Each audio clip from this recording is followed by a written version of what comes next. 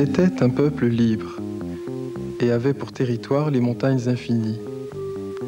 Ils étaient cette tribu de montagnards qui vivaient là-haut depuis des siècles, comme loin du monde. Mais un jour, le monde surgit. Et ce fut la guerre, le feu, les armes qui les chassèrent. Alors il fallut fuir, tout abandonner, quitter les villages, courir, descendre les montagnes jusqu'au grand fleuve et le traverser au prix de 1000 dangers. Sur l'autre rive, c'était un autre pays. D'autres soldats qui les entourèrent et les conduisirent en ordre dans des camps. Cela se passa ainsi.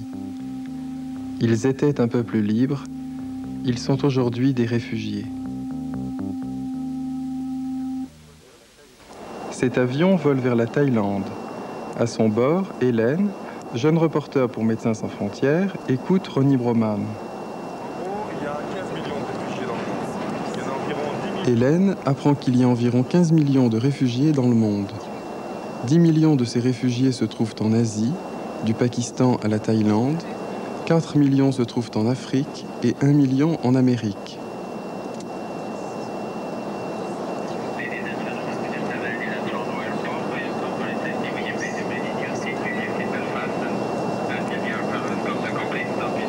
« 90% des réfugiés vivent dans le tiers-monde. Là où il n'y a pas assez de place ou de ressources pour les accueillir dans les villes, on est obligé de les regrouper dans des grands camps où ils reçoivent une assistance de la part des organisations humanitaires et des Nations Unies. Dans quelques heures, le Boeing 747 atterrira à Bangkok, capitale de la Thaïlande. Située au cœur de l'Asie du Sud-Est, la Thaïlande a pour voisin des pays en grave crise politique. La Birmanie, le Laos, le Cambodge. Depuis une quinzaine d'années, des centaines de milliers de personnes ont fui ces pays pour venir se réfugier sur le territoire thaïlandais. Pour les accueillir, la Thaïlande a installé des camps sur chacune des frontières concernées. Hélène va réaliser son reportage dans le camp de Cheng Kam, sur la frontière laotienne. Cheng Kam. Ce camp existe depuis 1976. Il est contrôlé par le ministère de l'Intérieur thaïlandais et par le Haut Commissariat des Nations Unies pour les réfugiés. À l'intérieur de ces barbelés vivent aujourd'hui plus de 17 000 réfugiés. Qui sont les réfugiés de Cheng Kam? Donc, ce sont tous des gens ici dans ce camp qui viennent des montagnes du Laos et qui sont partis dans les années entre 1970 et 1980 du Laos. Et ils sont tous des mêmes tribus ou bien il y en a des différents? Oui, alors au Laos, il y a plusieurs types de gens. Il y a les gens des plaines qui sont assez comparables aux Thaïs, par exemple. Ils ne sont pas dans ce camp-là, ils sont dispersés dans d'autres camps. Ici, c'est surtout de gens qui viennent des montagnes et qui viennent de différentes tribus. La majorité du camp, à peu près 70%, ce sont des Hmongs ici, 25% de Mien et 5% de Tin et autres. Donc des tribus variées avec des habitudes de vie très différentes. Un matin, Hélène accompagne une équipe de Médecins sans frontières dans sa tournée de vaccination. Cette équipe est en partie composée de réfugiés qui travaillent sous le contrôle de Médecins sans frontières. Tandis que le poste de vaccination se met en place, Mohatar, l'un des réfugiés de l'équipe, explique à Hélène la vie du camp.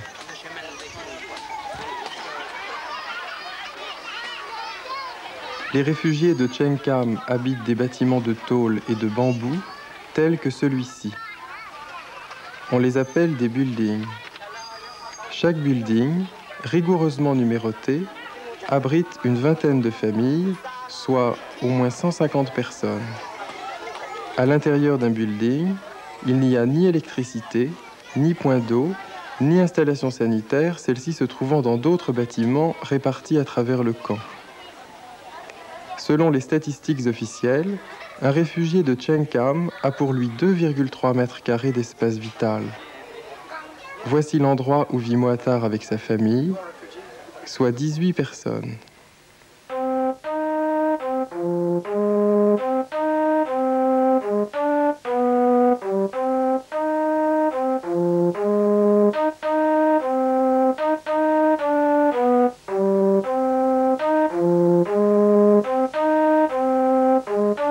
Dans la pénombre enfumée du building, chacun vaque à ses occupations. Non loin de là, Hélène assiste à une séance de chamanisme. Il faut savoir que toutes les tribus de Chenkam sont animistes. L'animisme est une forme de religion qui accorde une existence aux esprits, bons et mauvais. Cet homme en transe est une sorte de prêtre. On l'appelle le chaman. Seul le chaman a le pouvoir d'intervenir auprès des esprits. Cette cérémonie est faite pour obtenir la guérison d'un enfant.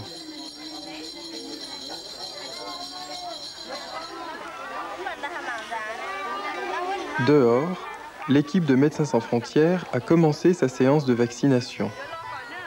Dans un espace clos comme celui d'un camp de réfugiés, il est particulièrement important de prévenir tout risque de maladie grave ou d'épidémie. Pour cela, un contrôle permanent de la qualité de l'eau et des installations sanitaires est indispensable, de même que la vaccination de chaque enfant.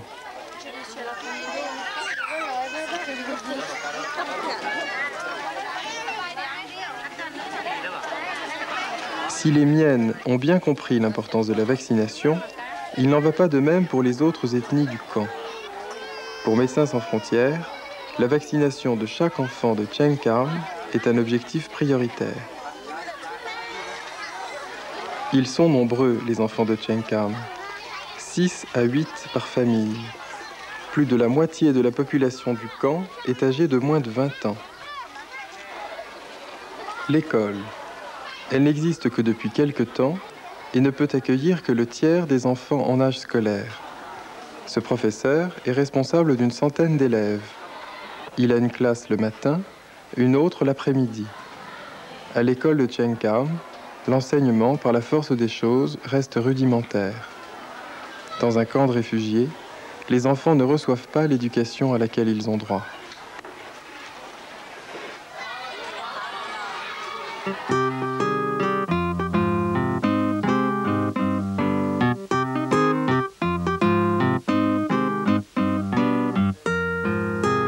Hélène continue de découvrir Chenkam, guidée par Wanida, l'infirmière thaï qui travaille avec l'équipe de Médecins sans frontières. Une famille mienne les reçoit dans son building.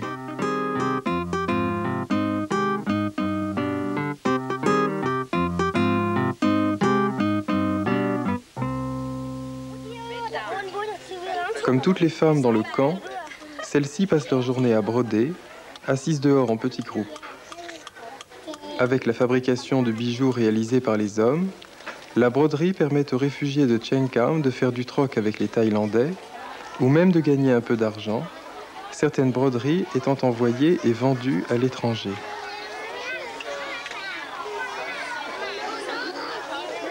Hélène apprend cependant que la circulation de l'argent est officiellement interdite dans le camp. Ainsi, la nourriture est distribuée aux réfugiés. Le Haut Commissariat des Nations Unies pour les réfugiés est responsable de l'approvisionnement du camp. La ration alimentaire de chaque réfugié est rigoureusement contrôlée. De même pour la ration d'eau. Un réfugié de Chenkam a droit à 20 litres d'eau par jour.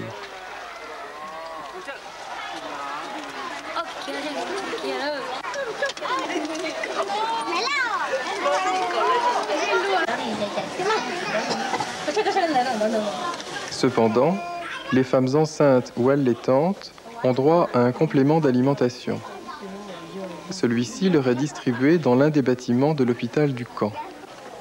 Cet hôpital, c'est l'affaire de Médecins sans frontières. Une petite équipe de 10 personnes y assure le fonctionnement de plusieurs services. Ainsi, le laboratoire. Béatrice y réalise chaque jour les analyses médicales qui permettront ensuite aux médecins d'établir des diagnostics. Dans ce travail, Béatrice est secondée par des réfugiés qu'elle a elle-même formés durant 4 mois et qui sont maintenant capables de réaliser des travaux de base sous son contrôle.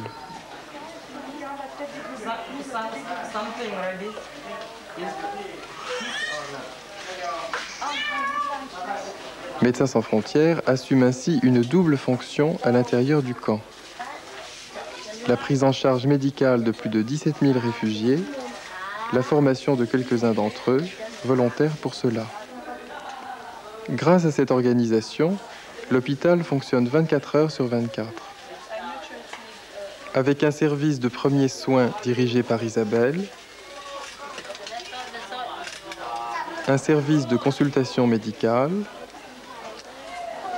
une salle d'hospitalisation, un dentiste, une maternité.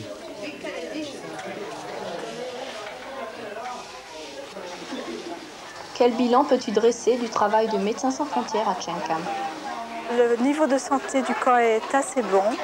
Il n'y a pas de gros problèmes. Simplement le problème d'accepter, de faire accepter par les réfugiés nos soins préventifs comme la vaccination.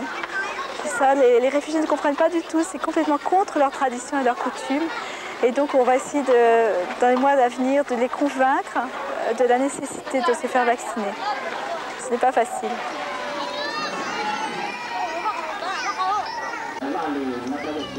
Lentement, la journée se termine au camp de Tchenkam. Ce soir, comme c'est la règle, le couvre-feu sera imposé à 22 heures. Et demain, que deviendront ces réfugiés? Certains seront acceptés dans un 3e pays. D'autres essaieront de retourner dans leur village. La majorité d'entre eux resteront dans le camp et attendront.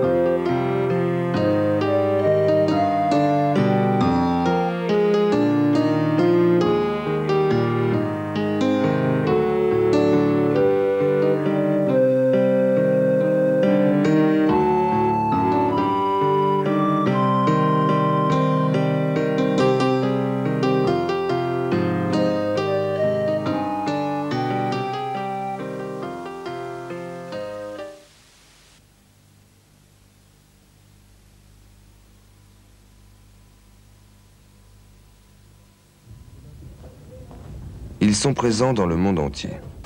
Ils apportent leur soutien médical partout où cela est nécessaire. Ce sont les Médecins sans frontières. Être médecin sans frontières, c'est connaître le monde dans toute sa diversité.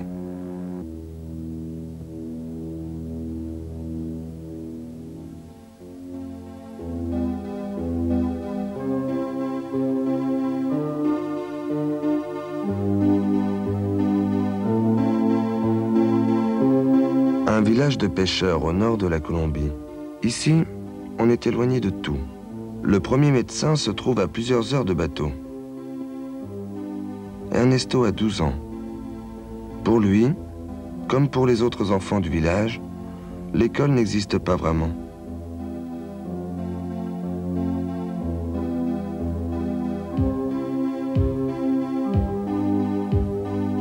En Thaïlande, à la frontière cambodgienne, 150 000 personnes dans un camp de réfugiés.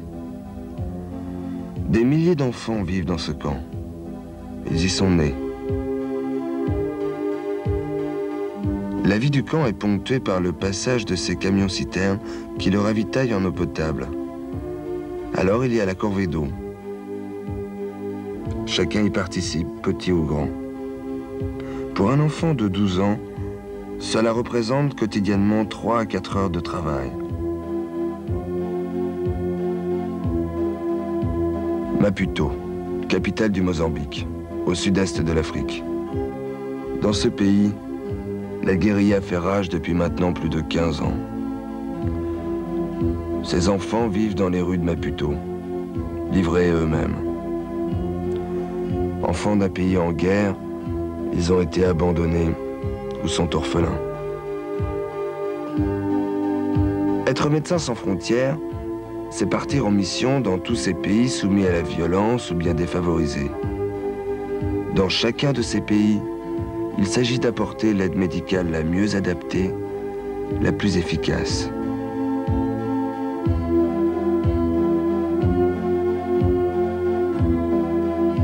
Lors de chacune de leurs missions, les Médecins sans frontières travaillent aujourd'hui pour demain. C'est un autre monde qu'ils préparent, et les enfants les regardent.